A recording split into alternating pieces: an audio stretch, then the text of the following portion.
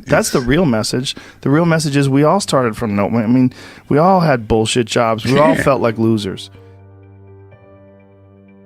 Through time and effort, you build a stronger human. You build a stronger body. You build a stronger mind. You build accomplishments and will and momentum. And then you look back and you go, hey man, I'm not washing tables anymore. You know, I'm not washing dishes. I'm not cutting lawns. I'm not digging ditches. Yeah. You know, I'm a different person now. But I used to be. And these desire not to be that, but not to stay in that. That's what. That's the hardest part, right? Is to get out of that rut. When you ain't got shit and there's nothing going on.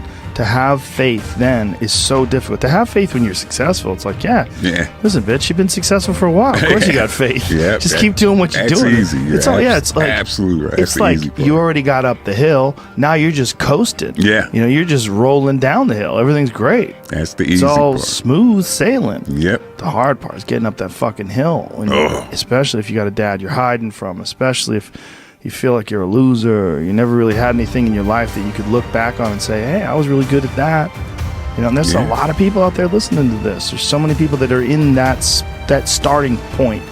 Like the people that come up to you and say, I don't know what to do. What should I do? How do I do it? Yeah. How do I get going? But you're going to have to figure it out, one foot in front of the other. Exactly. You're going to have to find a thing and keep working at it and get better at it. But can people just make that change? I mean, yes, look, you can, I believe they but you can. have to plan it out. The way you can change is you have to put aside enough money to give yourself a window. And then you have to have a plan. And you have to spend all your waking hours outside of whatever shit job you do planning your escape. And you have to come to the realization very clearly that you fucked up and you got yourself stuck.